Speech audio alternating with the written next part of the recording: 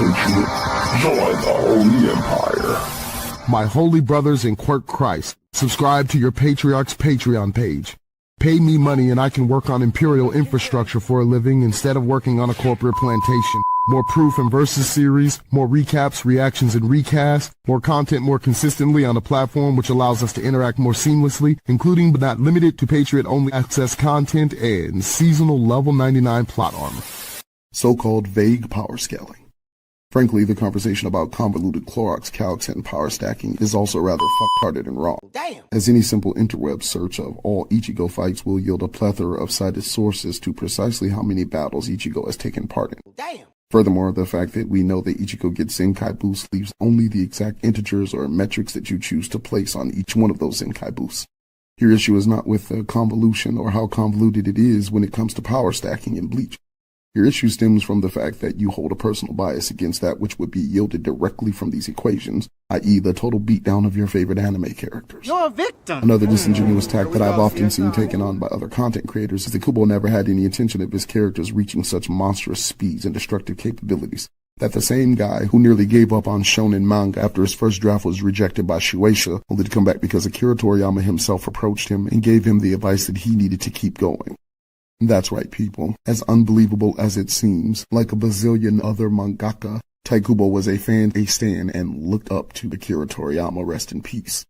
I'm sure that may come as a surprise to some of you, that somehow the same guy who created Dragon Ball Z with swords, after being given the incentive and push by the creator of Dragon Ball Z without swords, conveniently wasn't thinking about the actual speed of light and such complex equations when he wrote his story. Because apparently the same guy who managed to bamboozle the entire Clorox community twice with the same character is too fucking fuckhearted to consider in-game power cliffing implications of capital G gods from his homeland's predominant theology. Stupid. You know, like in the same or a similar manner that possibly hundreds of other mangaka do, let alone the Toriyama implications. Stupid! Let alone that somehow these precise same arguments are seemingly non-existent when it comes to other series' main characters. What? We stick to these stringent, immutable laws that are entirely based on our own perception and say that because light moves at X speed, it is the reason that a character is able to do this thing, that another character that is also using all of the universal metrics based on light speed somehow doesn't count, because he's not my favorite main character.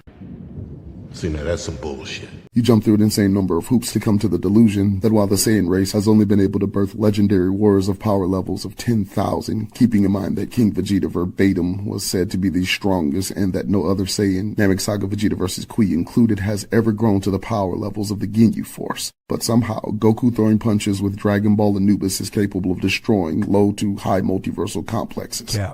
But in that same breath, a human being who is also a Quincy, no choice. For us to ever get out of here, he must first die.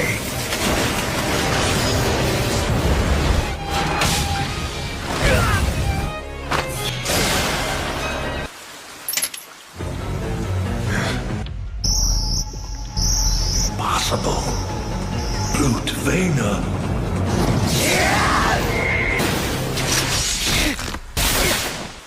I wasn't imagining it. who is also a hallowed.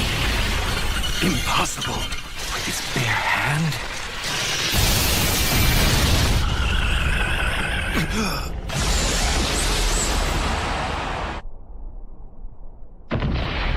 It's completely ludicrous. Do it.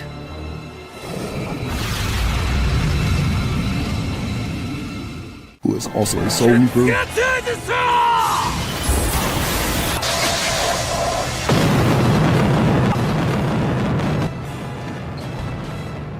Who is also a fullbringer.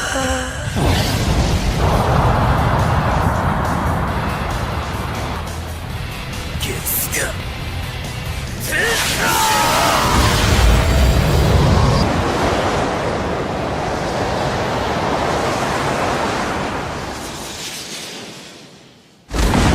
Who is also a Soul King candidate.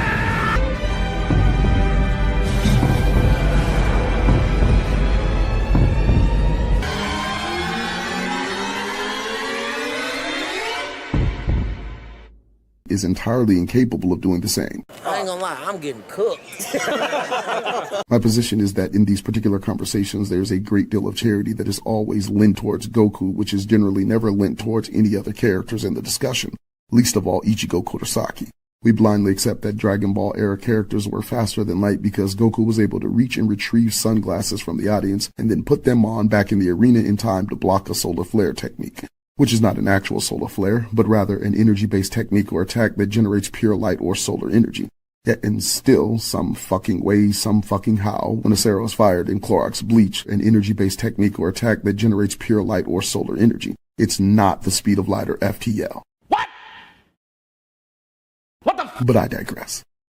Super Saiyan is a power stack, so is Super Saiyan God and Super Saiyan Blue and Super Saiyan Blue Evolution, despite there being absolutely zero implications or addresses on the multipliers for Super Saiyan God or Blue. The entire Calc community has headcanon its own narratively appropriate metrics in order to power scale from. And nobody said shit about how Dragon Ball Super power scaling is vague or convoluted. Damn. Some source material says Broly surpassed Beerus in power and then contradicts itself. Damn. Some source material says that Jiren embodied all of the Z fighters and then contradicts itself. Damn. Some source material has Kakarot birth 2 sons and forget how to kiss, while some conveniently forgets Goku has heightened senses and passive durability even in regular Super Saiyan, just to nerf Broku all the way down to Star Trek Blicky levels. And nobody says shit about how Dragon Ball Super power scaling is vague or convoluted, like they all do with Bleach. But I digress. Know your fucking place, trash. Roll the clip. Ultra Instinct Goku did indeed make his debut in the manga and anime versions of Dragon Ball Super's Tournament of Power. You need to keep in mind that modern Dragon Ball has not one, not two, but 3 separate continuities. The continuity that has the most direct involvement from Akira Toriyama himself, and by the end of this video, you will agree is the continuity where Ultra Instinct Goku is in fact non-canon. Let's clarify modern Dragon Ball's 3 continuities, as things aren't as simple as they were in the good old days where we just had Toriyama's original holy canon and the rest was non-canon blasphemy. Let's take Battle of Gods for instance. Goku vs Beerus wasn't this universe-ending threat, firmly setting them in similar but separate continuities, such as the Universe 6 tournament having Super Saiyan God Goku in the manga and Super Saiyan Blue Kaioken Goku in the anime, the Goku Black arc having Super Saiyan God Vegeta and Super Saiyan Goku Black in the manga. The Tournament of Power, meanwhile, would have Ultra Instinct Omen Goku vs Kefla, while in the manga it was Gohan vs Kefla. In the lens of it being Toriyama's canon, you can see that he doesn't really care about changes the anime and manga made to his original drafts. Take Dragon Ball Super Broly for example. In the anime and manga continuities, they have access to multiple powered up versions of Super Saiyan Blue that can make them dozens of times stronger. So why didn't they use them against Broly? Well, it's simple. To Toriyama, those forms weren't in his original draft for the previous arcs of Dragon Ball Super, so to him, they simply aren't part of his canon. We know that for a fact that between Himchi Goats battling the Minos Grande and his final battle with Rolex Your Watch, I understood that reference. that Ichigo has had precisely 46 battles and 46 Zenkai boosts as a result. This of course means the beginning of series base form Ichigo is faster than light, and the end of series Iraza Sando form Ichigo is 70.3 trillion times faster than light, casually. The math seems to check out. I'll take the liberty to leave the other calculations on the screen as well.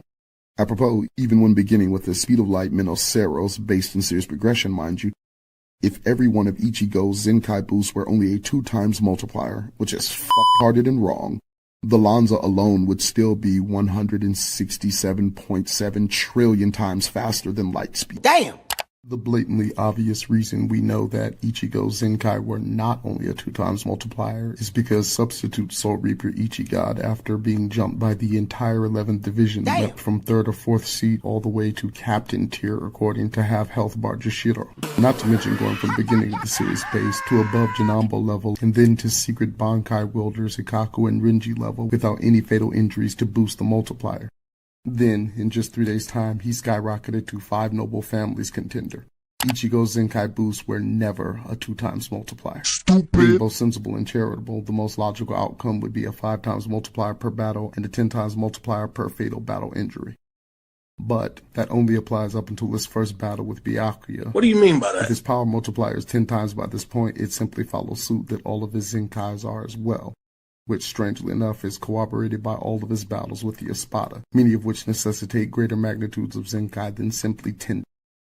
So the simplest way to explain the Espada power ranking system is to pretend that in base, Aranjero has a power level of 10 and a power level of 100 in his resurrection form.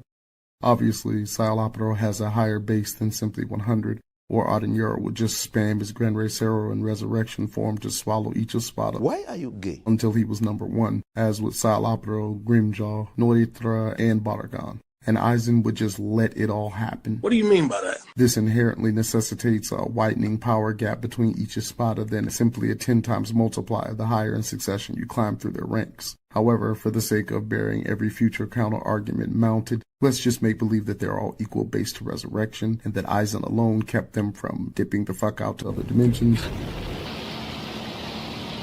What the hell happened here? D-Roy's been killed? Oh well. It looks like I'll just have to kill the both of you. Splitting one another's heads open, destabilizing the entire top-ranking structure of his empire.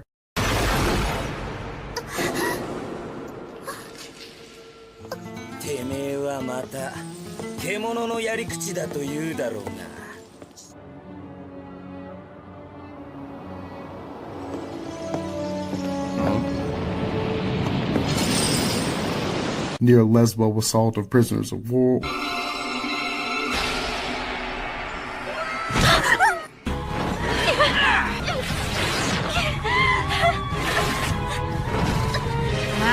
Or banishing his favorite emo boy to another dimension.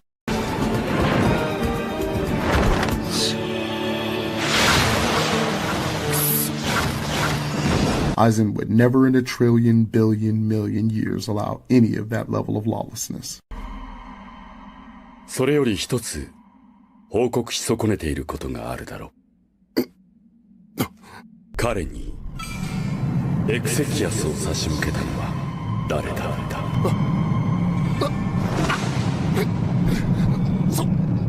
それはどうした？難しい質問だったかな。Each Espada chronologically is at very least as powerful in base as the Espada rank below them is in release. Apropos, Ichigohan beast battles Grimjaw, Noitra, and Ukiyor several times over the course of the Wakamundo invasion, and regardless of what precise integers you choose to calc it with, those Zenkai gains have to exceed the 10 times multiplier multiple times throughout the arc. This also means that the Getsuga Tensho, especially the Black Getsuga, has to have a 1000 times multiplier in order to crack Ukiyor's sword and place him on the back foot for the first time ever. Add to this the otherwise admittedly shaky Viz translation, and the Getsuga Tensho is a 1000 times multiplier to Ichigo's AP and DC.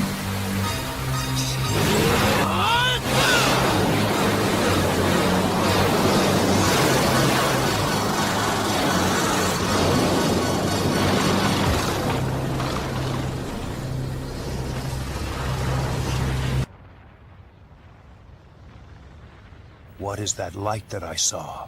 Is this the true power of your Zanpakuto, Ichigo Kurosaki? At last you are able to fire a shot at will, Ichigo.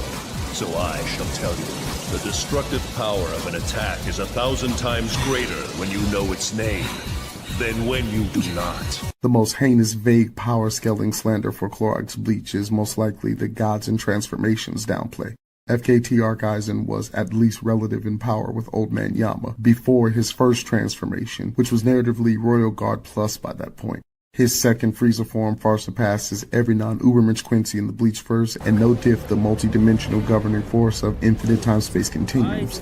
Literally nothing but the Can He Beat Goku top 20 are even a part of the conversation anymore at this point in Bleach. He gets murdered by Bankai Existence Erasure. 死ぬもんは死ぬんやけど胸に穴が開いて死ぬんや。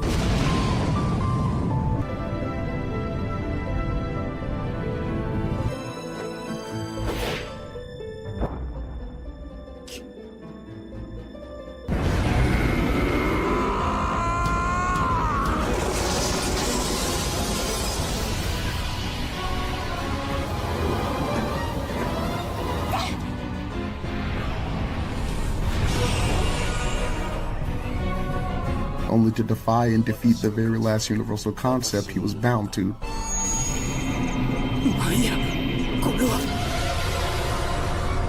Death, goddamn death itself.